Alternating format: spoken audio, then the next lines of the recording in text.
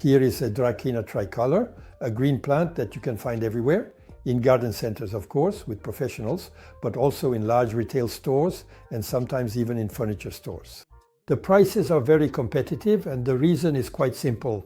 These are plants that are grown on a very, very large scale.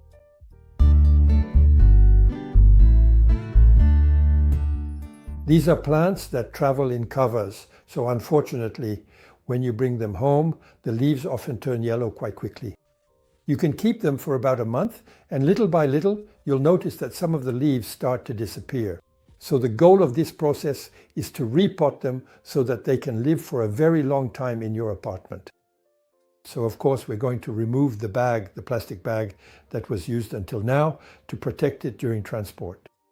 Since these are plants that have been stored and not watered during their entire display period, they're thirsty, so I'm going to start by soaking it well, giving it a good watering. While the Dracaena is soaking up water and absorbing the moisture, we're going to do a little preparation. I'm going to prepare a substrate, that is with universal potting soil, mixed with a little bit of garden soil. So if you live in an apartment and you might not have any garden soil, you can simply use some old potting soil or soil from a planter, and that will work just fine. Now let's move on to choosing the pot. It needs to be fairly large and quite heavy. This is a clay pot. The explanation is quite simple. It's a plant whose center of gravity is rather high. If you want it to be well positioned in your apartment, especially if you have cats or small children. So the pot is made of clay. And at the bottom of the pot, I'm going to put a shard that is to help with drainage. A small layer of clay pebbles to facilitate drainage. And on top of this drainage, the first potting soil, the substrate, about 1/3 of the height. Now let's move on to removing the plant from its pot. So the Dracaena has now had time to soak. We're also going to check the condition of the roots, which is very important. So this is a rather delicate operation. All right, it's coming out very easily.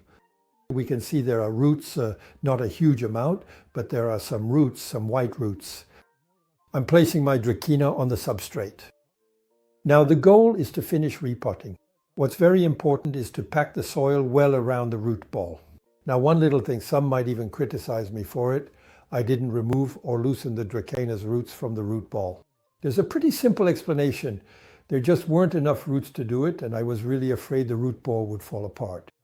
So I packed the soil well around the root ball all the way to the top. It's important to leave a gap of 2 or 3 centimeters to make future watering easier. The saucer is very important. It needs to have a certain capacity because when watering, you especially want to avoid overflow. Every repotting should be followed by a good watering. You will need to water again a week later. After that, Dracaena should be watered once or twice a week. Twice a week in summer, once or even every 2 weeks during the winter period. Be aware that you should give it fertilizer 1 month after repotting using a special green plant fertilizer.